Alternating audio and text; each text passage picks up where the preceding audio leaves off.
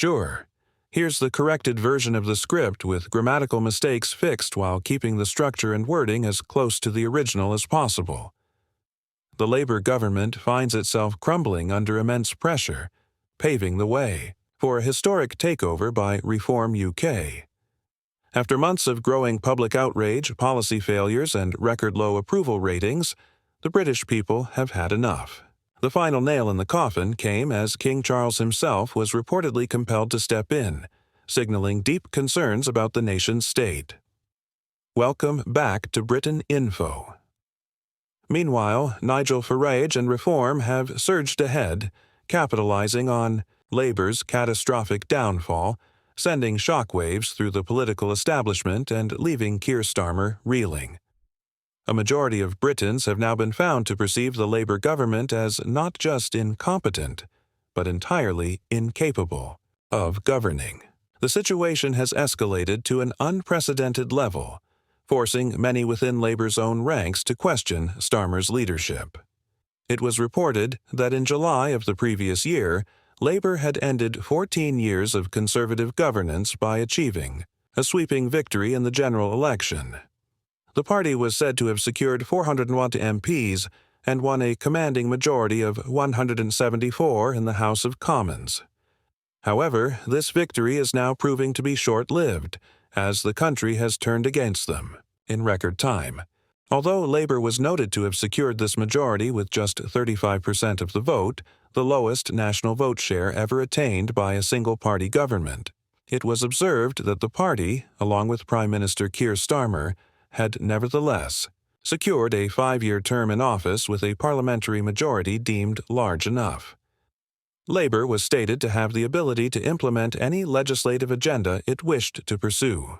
Yet, instead of delivering on their promises, the party has plunged the UK into deeper crisis, causing frustration, economic instability, and social unrest.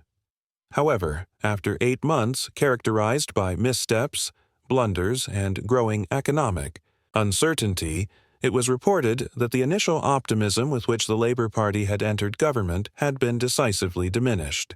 Public confidence has now collapsed entirely, and demands for immediate change have intensified. Reform UK has capitalized on this dissatisfaction, gaining an explosive amount of support as the only viable alternative. Labour's policy proposals were said to have faced backlash from various groups including farmers, pensioners, and environmentalists.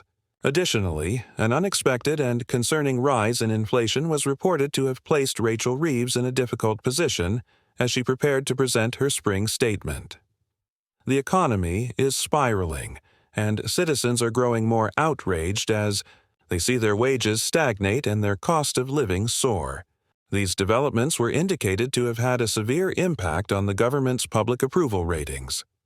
Starmer has been accused of failing to act decisively and instead hiding behind ineffective policies. His weak response has only fueled more anger, with Reform UK taking full advantage of Labour's implosion. Polling conducted by Redfield and Wilton Strategies was said to have found that the Prime Minister's approval rating had now matched his lowest net approval rating as opposition leader, which had been recorded in the autumn of 2021. It was also noted that the public had given the government negative net approval ratings on every major policy issue surveyed, and a majority of respondents were reported to view the government as incompetent.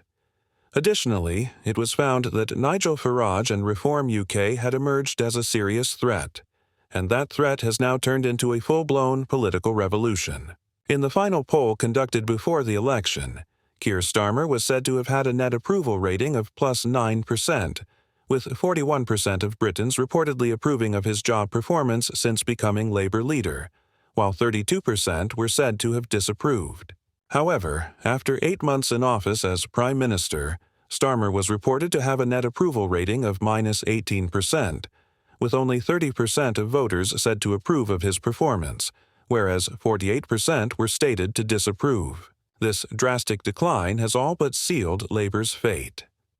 Meanwhile, Rachel Reeves, who was serving as Chancellor of the Exchequer, was reported to have even lower ratings, with only 23% of Britons said to approve of her performance, while 48% were indicated to disapprove, leading to a net approval rating of -25%. Her economic policies have been described as reckless and directionless, further sinking Labour's credibility. The Labour government's overall performance was also stated to have received a harsh assessment from the public. This was today's important update. We want to make it clear that our videos do not contain any kind of misinformation. Our only goal is to deliver true and verified news to you.